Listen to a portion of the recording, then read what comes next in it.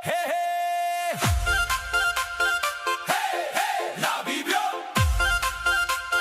Figiamente se la vi Hey hey la Bibbio Figiamente se la vi Hey hey la Bibbio Dave me dinetto shwe kwama babu Si bonji ne bia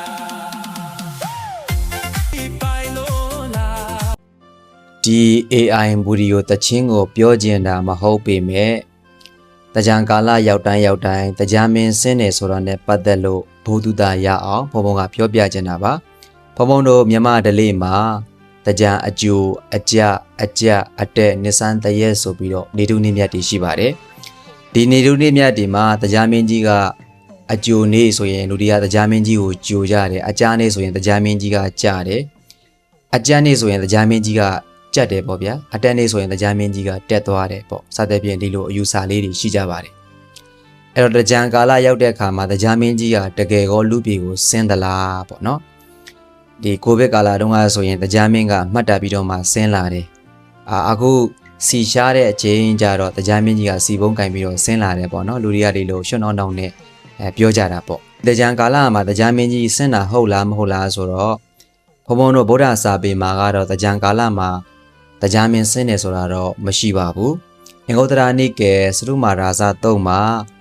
နတ်တွေတရားတွေကလူပြည်ကတရင်ကိုတော့အမြဲတမ်းထောက်လန်းပါတယ်တဲ့။တရားမင်းကြီးဟာတရားဟုတ်မဟုတ်သူစင်းကျင်တဲ့အချိန်တော့လူပြည်ကိုဆင်းလာပါတယ်။မြတ်စွာဘုရားလက်ထက်ကဆိုရင်မြတ်စွာဘုရားကိုမိကိုမေးလျှောက်ခြင်းတဲ့အခါမျိုးတွေပဲဖြစ်ဖြစ်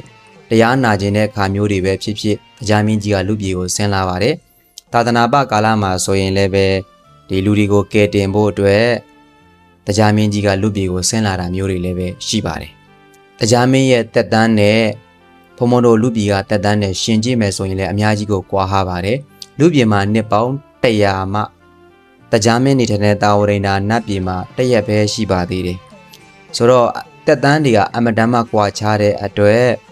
လူပြည်မှာနှစ်ပေါင်း100ပြည့်မှတရားမင်းတို့နေထိုင်တဲ့တာဝရိန္ဒာနတ်ပြည်မှာ1ရက်ဆိုတော့တရားကာလတိုင်းသာဆင်းရမယ်ဆိုရင်စက္ကမချမိနစ်မချတရားမင်းကြီးကခောက်တုခောက်ပြန်ဆင်းရမှာဖြစ်ပါတယ်။ဒါကိုထောက်ဆသောအပြင်တရားမင်းကြီးကဒီတရားတွင်းကာလမှာမဆင်းဘူးဆိုတာတော့ဒါတော့သိကြတာပေါ့နော်။ဘာပဲဖြစ်ဖြစ်တရားမင်းကြီးဆင်းသည်ဖြစ်စေမဆင်းသည်ဖြစ်စေ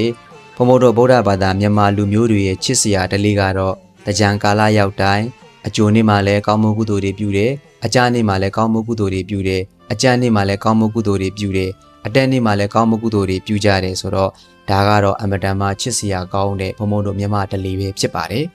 เนาะဒါကြောင့်မို့ဘုံဘုံကဘုဒ္ဓတာရအောင်ပြောပြခြင်းတာဖြစ်ပါတယ်ဒါနဲ့ AI ဗီဒီယိုဖန်တီးတဲ့လူကိုပြောပြရစေတရားတွေနတ်တွေဆိုတာဘယ်တော့ခါမှချွေးမထွက်ပါဘူးဒါလေးကိုနည်းနည်းလေးပြုပြင်စေချင်ပါတယ်အားလုံးပဲကိုယ်စိတ်နှစ်ပါကျမ်းမာချမ်းသာတော်မူကြပါစေ